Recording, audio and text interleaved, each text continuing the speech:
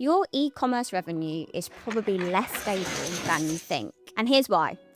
If more than 40% of your revenue comes from a single channel, then your business isn't just focused and you're not just concentrating on what's working well, but it's exposed. And what it's exposed to is risk. Most brands don't realize how exposed they are until something breaks. And often when it breaks, it's too late.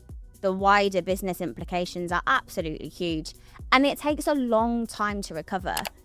And during that recovery period, revenue and profit is lost, customers are unhappy, and the team are getting a little bit disgruntled.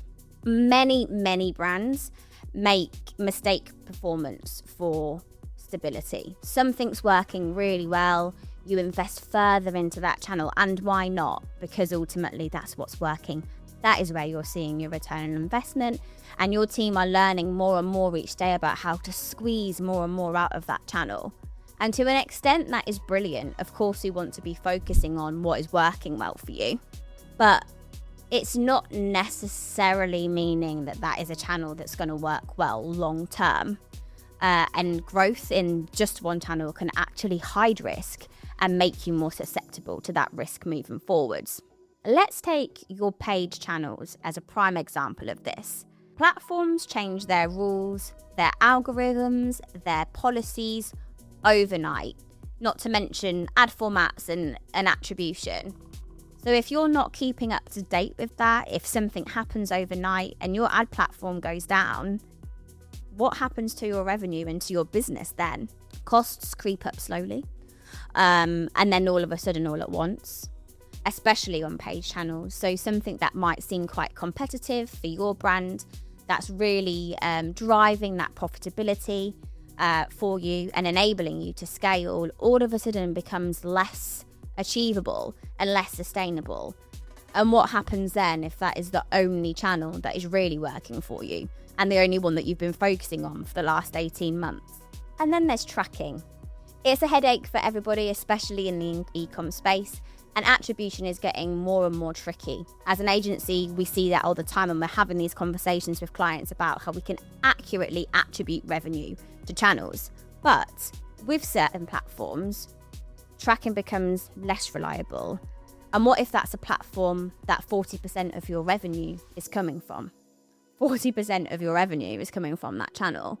So you are putting all of your time, effort, budget, staff upskilling and training into the channel that actually, when you look at a different attribution platform, you realize isn't delivering exactly what you thought that it was.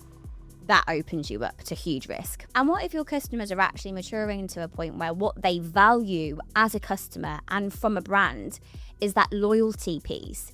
It's that, lifetime value stuff that you've never really focused on because you've been really focused on that because that's what works and that's what drives 40% of the revenue. What happens then? How long does it take for you to set up the tech that you need for your email marketing, to optimize, to test, to set all of your flows up and to get that momentum going, to build the subscriber list? What happens in that gap? What happens to your profitability? What happens to your revenue? And what's happening to your team? That's really something to think about. And how about internal over-reliance as well? So I've mentioned that a little bit before, but if you are building your brand purely on Google Ads, it's working really, really well. You're seeing the account scale, you're investing more, and you've got a really great team of people that are managing your feed. From a technical perspective, you have got PPC experts in Google search ads, Google shopping ads. You've got maybe someone creative that's really good at building that creative stuff for PMAX campaigns. And then for whatever reason, your feed goes down and it's taking a while to reboot, or maybe competitors are entering the market and all of a sudden that cost per click is rising exponentially. What have you got to depend on? Can your amazing PPC marketers build an eloquent and a detailed and successful SEO strategy that's going to help make up some of that revenue? How well do they know Meta? Or what about email? Probably not that well if all you've focused on and the whole channel that you've built your team around is Google Ads. Of course, there is a place for that. We offer Google Ads as a service and it's a really valuable one, especially when trying to scale and quickly. But they're not the only experts that you need in-house. and funneling your team into the one channel that appears to be working well for you is a huge risk when it comes to future-proofing your business. So I guess really what I'm asking you, and something that you need to have a little think about, is genuinely what does happen if your main channel, one that's perhaps contributing more than 40% revenue, I've seen it with 60-70% of revenue being driven especially by paid channels. What happens if that goes down?